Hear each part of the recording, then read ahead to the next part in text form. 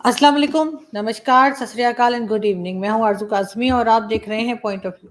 हमें जी जॉइन किया है साजिद तारड़ साहब ने। आप सब जानते हैं सर को और पॉलिटिकल एनालिस्ट हैं और बहुत ज़बरदस्त किस्म का हम उनसे सीखने की कोशिश कर रहे हैं कि क्या कुछ पाकिस्तान में बल्कि पूरी दुनिया में हो रहा है। बहुत शुक्रिया सर कि आज आपने ज्वाइन किया। Thank you Arzoo. सर सबसे पहले एक वीडियो दिखाना चाहूंगी आपको और उस पर हम बात करेंगे। तकरीर जो मुझे भेजी सोशल मीडिया पे, उसमें उसने इतनी दफा और इस जज्बे से और इस जुनून से मेरा नाम लिया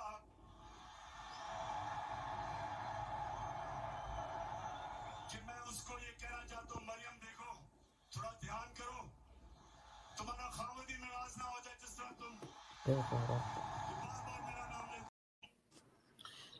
सर क्या कहेंगे, ये साहब हमारे प्राइम मिनिस्टर रह चुके हैं और ये हाल है उनके कमेंट्स का दूसरे पॉलिटिकल पार्टी के मेंबर पे। नहीं, ये प्राइम मिनिस्टर नहीं है, ये अमर मारूफ के रियासत मदीना के ठेकेदार। और लेकिन ये वाहिद इंसान है पाकिस्तान के अंदर जिसके पास लाइसेंस है, जो मर्जी कह दे और कोई पकड़ नहीं, कोई कानून नहीं है, कोई मोरालिटी नहीं है, बल्कि ये सियासी पार्टी का लीडर नहीं है, एक मजहबी पार्टी का लीडर है जिसने इससे पहले ये स्टेटमेंट दी थी कि उम्रा और हज पे जाने की जरूरत नहीं है, पीटीआई के लिए काम करो। ये उस मजहबी पार्टी का हेड जो है वो अखलाकियात की धज्जियां जिस तरीके से उड़ा रहा है, लेकिन इसके पास लाइसेंस है।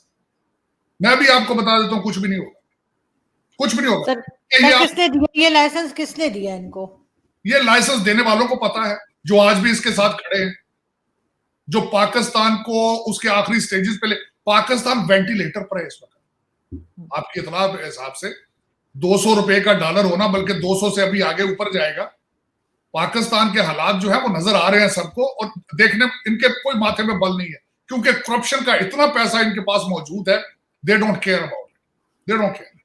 स्टेट ऑफ पाकिस्तान इस अपने घुटनों पे है, चारों चित पड़ी है, लेकिन किसी के माथे में बल भी नहीं है। मेरे लिए खुद ये लम्हा फिक्रिया है, शहबाज शरीफ साहब ने अभी तक कौम से खिताब नहीं किया। ये हालात हैं आपके आपके तीन जो अगले दिन इंटरव्यू पिंडी में चल रहे हैं, वो सारी दुनिया को पता है वो इंटरव्यू कौन देने गया है। लेकिन सर हामिद मीर साहब तो कह रहे हैं सर कुछ नहीं हो रहा, शेख रशीद की इत्तलाएं गलत है, किसी का इंटरव्यू नहीं हो रहा, कोई केयरटेकर प्राइम मिनिस्टर नहीं आ रहा। दो राय है, तीन लोगों को बुला के जो इंटरव्यू किए गए हैं, चाहे वो अबूरी वजीर आजम बनने के हैं या उनसे आईएमएफ के बारे में मुशावरत की गई है, लेकिन क्या ये उनकी जुरिसडिक्शन है? क्या आईएमएफ के साथ डील उन्होंने करना? क्या ये पाकिस्तान के अंदर हाइब्रिड सिस्टम जो क्रिएट किया गया है 74 साल से, इसका कोई एंड होगा या मजीद गहरा होता जाएगा? और मुझे मजीद गहरा होने के इसके इशारे नजर आ रहे हैं। लेकिन यहाँ पे एक गलत फहमी में आरज़ू आपको बताना चाहूँ। आप हर पाकिस्तानी के ज़हन में है, शायद आपके पास अटामिक पावर है, आप पूरी दुनिया की जिम्मेदारी है कि आपको हमेशा वो आपको पैसे देते रहे, आप पे डॉलरों की बारिश करते रहे। इस तरह सारी जिंदगी इस तरह नहीं चलेगा। 70 साल आपने बहुत कर लिया। आज के मैं हालात आपको बताना चाहता हूँ। इस वक्त जो टीटीपी है वो तकरीबन 10 से 15 हजार लोग हैं, इससे भी कम होंगे। आपको पकड़ के घुटनों के बल उन्होंने कर लिया। आपको इस वक्त सबसे बड़ा खतरा उनसे है। जिस शहर में मर्जी वो होता है वो घुस के मारते हैं आप उसको रोकने की सलाहियत नहीं रखते। और मुआशी हालात आपने देख लिया है कि डॉलर की उड़ान जो जा रही है और जो पाबंदियां लगी हैं जो इंपोर्ट पे, वो तो खैर जरूरी, मैं तो खुश था, ये बहुत पहले हो जानी चाहिए थी। ये V8 गाड़ियों की जरूरतें नहीं थी, आईफोन की जरूरतें नहीं थी, और ये जो सारी महंगी चीजें हैं अभी भी मजीद और बंद होनी चाहिए चीजें, मैं जो समझता हूँ, क्योंकि आपके हालात इतने खराब। लेकिन आरजू, ये आपका मसाइल, आपके इखलाकी आप पस्ती को टच कर रहे हैं। जमहूरियत वहां नहीं है, आइन वहां पे नहीं है, अखलाकियात नहीं है, लेकिन ये फिर भी डील हो सकते हैं।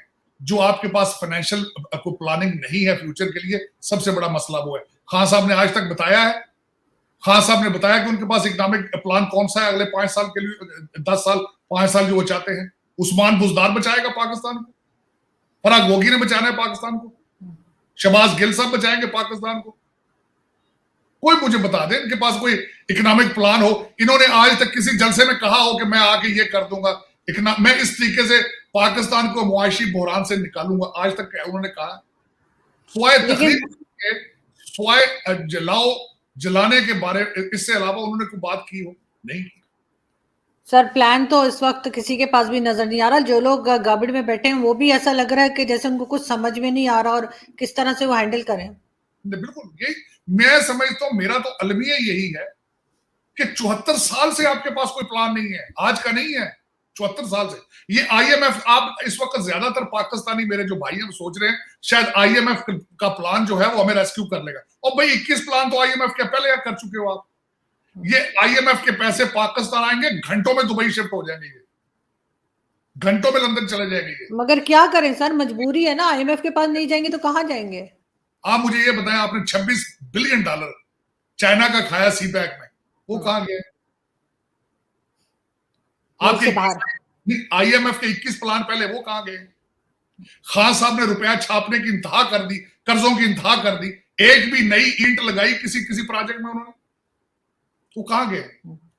ये किसका हक है? ये पहले पूछे इनसे कि अगले प्रोजेक्ट्स जो है वो उनका पैसा किधर गया है।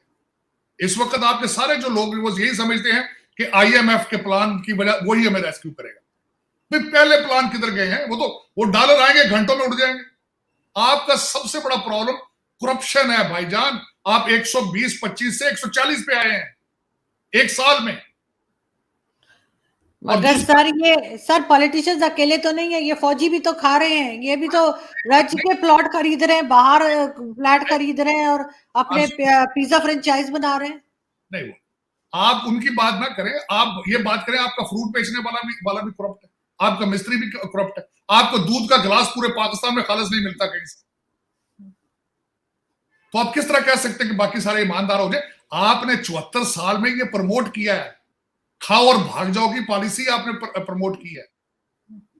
आपने पूरा मुल्क जो है वो बैरियर टाउन बना दिया आपने पकड़ के। आप जो जितने करप्ट लोग हैं, बेईमान लोग हैं, आप उनको अप्रिशिएट, वो आपके रोल मॉडल हैं आपके। आपने बड़ी खूबसूरती के साथ 74 साल में आपने बददियानती को और करप्शन को बड़े अच्छे तरीके से प्रमोट किया है। आपके 17 ग्रेड का लेक्चरर और 17 ग्रेड का असिस्टेंट कमिश्नर, लेक्चरर को बच्ची का रिश्ता क्यों नहीं देता?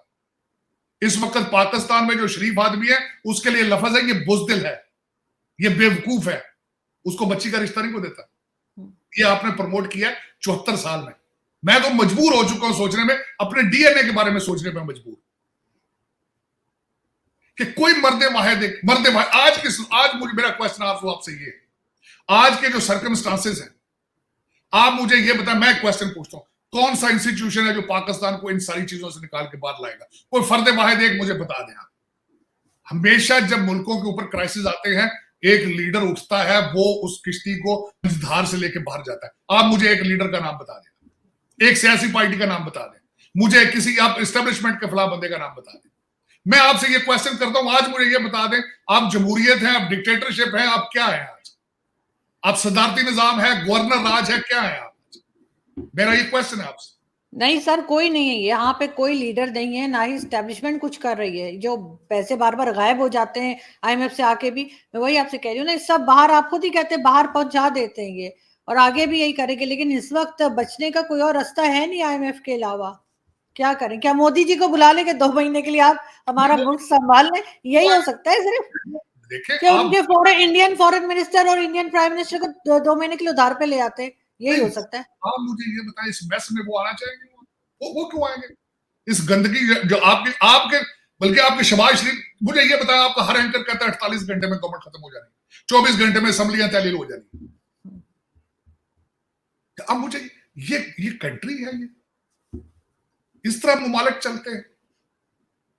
आपको मुझे एक छोटी सी, आईएमएफ आपके साथ डील क्यों करेगा जब उन्हें पता है कि आपकी गवर्नमेंट कल है, आज नहीं तो कल नहीं, कल नहीं तो आज नहीं। फॉरेन इन्वेस्टर को आएगा वहां पे? मैंने खुद पाकिस्तान जाना था, मैं 2 दफा सोच रहा हूं किस तरह जाऊंगा, क्योंकि पता नहीं उन्होंने इस्लामाबाद के अंदर वो तो आग लगाने को आ रहे हैं, सारा मुल्क वो बार बार कहते हैं हम इस्लामाबाद जला देंगे। मैं खुद सोच में पड़ा कि मैं वैसे ट्रिप पे जाऊं या ना जाऊं, इन्वेस्टर क्यों आएगा? आईएमएफ क्यों पैसे देगा आपको इन हालात में? देगा कोई?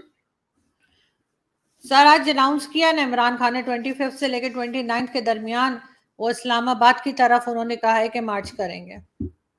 वो कर सकते हैं, उसकी वजह यह है उनको सपोर्ट हासिल है, उनके पास लाइसेंस है, उनके पास लौंडे लपाड़े हैं, उनके पास सारा कुछ है जो एक एक पाकिस्तान को तबाह करने के जितने एलिमेंट चीजें हैं उनके पास सब कुछ मौजूद है, ठीक है, वेलकम बैक।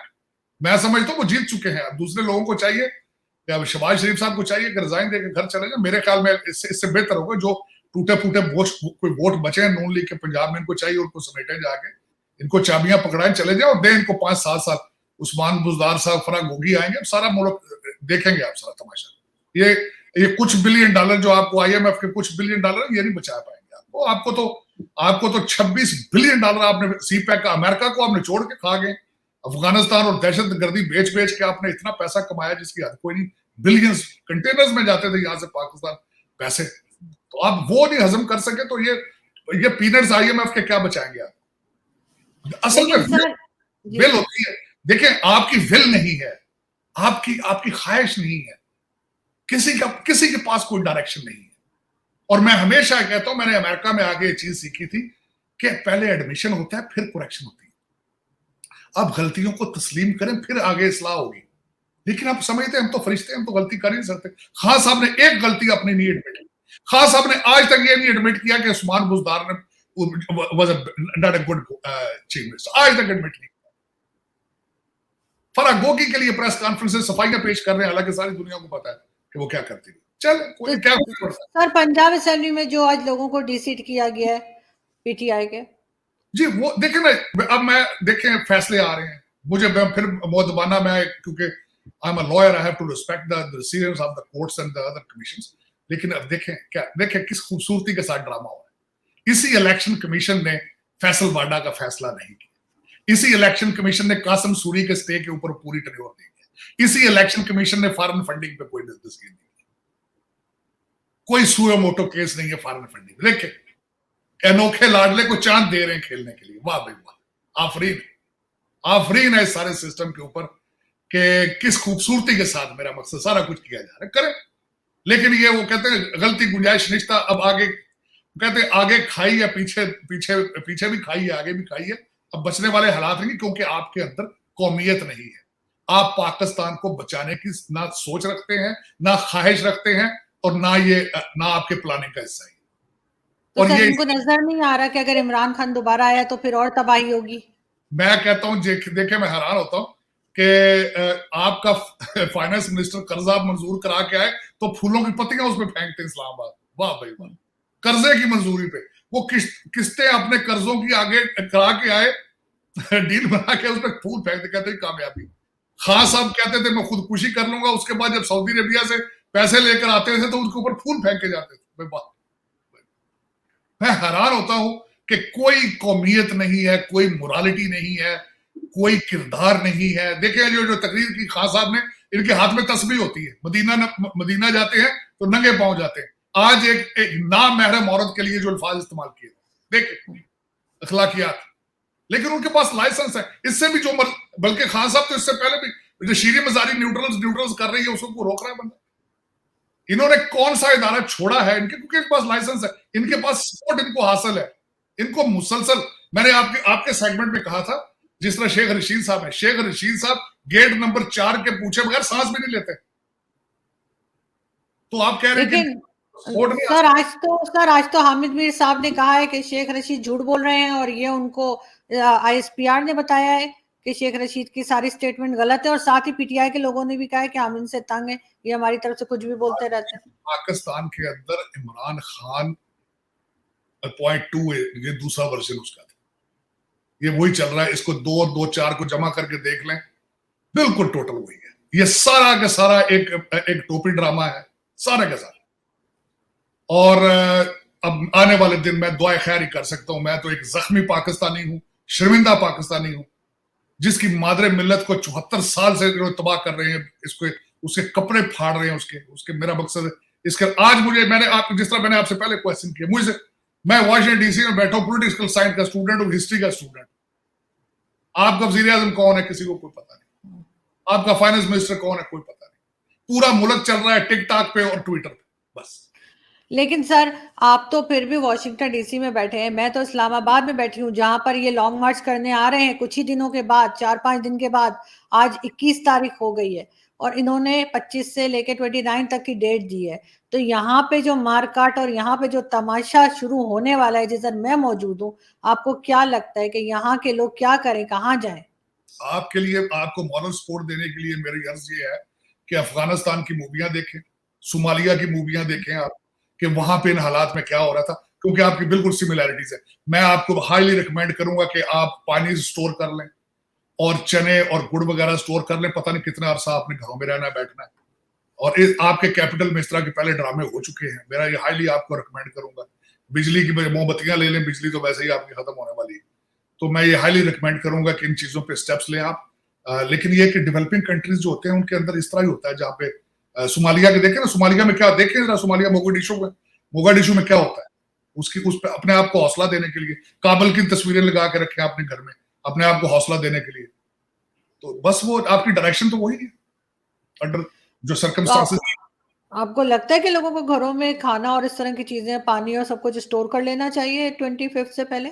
मेरे ख्याल में इस्लामाबाद के रेजिडेंट जो है, बाहर भी आग लगेगी, कंटेनर्स बाहर भी लगेगी, मैं हाईली रिकमेंड करूंगा कि पाकिस्तानी जो है वो अपनी पानी स्टोर करें, खुश खाने की चीजें रख लें, मोमबत्तियां रखें, इन चीजों का ख्याल रखें कि वो बिजली वगैरह सब, क्योंकि जो आने वाले हैं वो इस मूड में आ रहे हैं कि हम इस्लामाबाद को जलाएंगे, तोड़ेंगे, मारेंगे, निकलोगे, मारोगे, जलाओगे। हर जलसे में वो बार बार लोगों से गारंटियां मांगते हैं। लोगों को खान साहब ने अगले दिन ऊंचा ऊंचा कहा है, मुझे इंसाफ दिलाओगे। वो करना चाहते हैं वो सारा कुछ, और तैयारी करें। बिजली तो पहले भी मैंने आपके शो से 10 मिनट पहले एक पाकिस्तानी दोस्त से पूछा लाहौर में, मैंने कहा बिजली के क्या हालात है, उसने कहा गर्मी तबाही की है और 1 घंटा बिजली आती है और एक जाती है, ये लाहौर की बात है। अब दूसरे शहर, छोटे शहर है, वहां तो फिर भूल जाना। अगर लाहौर के हालात ये है तो वहां तो बिजली होगी नहीं। तो इस्लामाबाद में यही होगा, आपकी यही होगा, जब आग लगेगी, तोड़ फोड़ होगी, आधे तो कंटेनर से बंद कर दिया जाएगा आधे शहर को, और बाकी शहर सप्लाईज कहां से लेंगे? देखिए ना, दुकानों से चीजें तो तभी मिलेंगी जब सप्लाई आएगी, तो रास्ते बंद हो जाएंगे, सप्लाई बंद हो जाएगी, तो आप क्या करेंगे? आपको चाहिए बिल्कुल, कंटेनर्स लगा दिए जाएंगे पूरे में, कंटेनर्स तो फौरन ही आ जाते हैं इस्लामाबाद में। उसकी तैयारी करें वो, क्योंकि वो जो हमारे मजहबी पेशवा हैं, उन्होंने 20 लाख लोगों का अंदिया दिया है। उन्होंने कहा कि मेरे जो मानने वाले हैं वो 20 लाख आएंगे, वो जलाएंगे हर चीज। तो तैयारी करें इन चीजों की। आपको लगता है 20 लाख लोग आएंगे उनके कहने से इस्लामाबाद में? मुझे तो नहीं लगता कि 20 लाख लोग वो ला पाएंगे। नहीं, मेरा तो ख्याल नहीं है, लेकिन ये कि फिर भी तैयारी तो आपको करनी चाहिए। सपोर्ट तो मेरी नजर में तो इनकी इतनी ज्यादा सपोर्ट नहीं है जितना ड्रामा किया जा रहा है, लेकिन उनका चूरन भी बिक रहा है, और जो उनके साथ जिन्होंने उनको लाइसेंस दिया है वो भी मान रहे हैं इन चीजों को। खान साहब का जो मोटिव था वो उन्होंने अचीव कर लिया, ये मैं क्रेडिट दूंगा। Imran Khan is a winner out of it, और जो भी उनको, जिन्होंने, जो उनके साथ उनको जितवाने वाले थे, उन पे और उनके प्लान पे आफरीन है।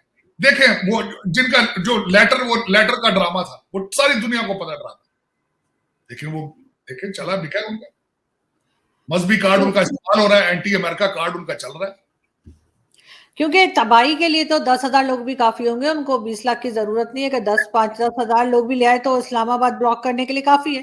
मैं कहता हूँ टीटीपी के टोटल जो लोग हैं वो 10-15 हजार से ज्यादा नहीं है, पूरी स्टेट के लिए खतरा बन चुके हैं, पाकिस्तान के लिए। इसी तरह के टूटे फूटे 4 आएंगे यहाँ से उठ के, लौंडे लपाड़े डीजे बट के गाने सुनने आएंगे, वो पाकिस्तान की इकोनॉमी रही सही को तबाह करेंगे, लूट मार करेंगे, यहाँ पे वो ड्रामा करेंगे। पाकिस्तान पहले ही घुटनों के बल। तो सर, एस्टेब्लिशमेंट कहाँ है, फौज कहाँ है जो इनको कंट्रोल करे? सबने चूड़ियां पहन ली है क्या? ये वो एस्टेब्लिशमेंट किधर है जिसने इनके कान के नीचे 2 लगाई थी जिस वक्त ये वोटिंग नहीं होने दे रहे थे? असल में आरजू, मैंने जो आपसे ये क्वेश्चन किया है, जो इलेक्शन कमीशन का आज फैसला है, जिस तरीके से दूसरी सारी डायरेक्शन जा रही है, आपको नजर नहीं आ रहा कि पाकिस्तान को किस डायरेक्शन पे लेके जाया जा रहा है? फॉरेन फंडिंग केस पे फैसला नहीं आया, लेकिन ये फैसले आ गए।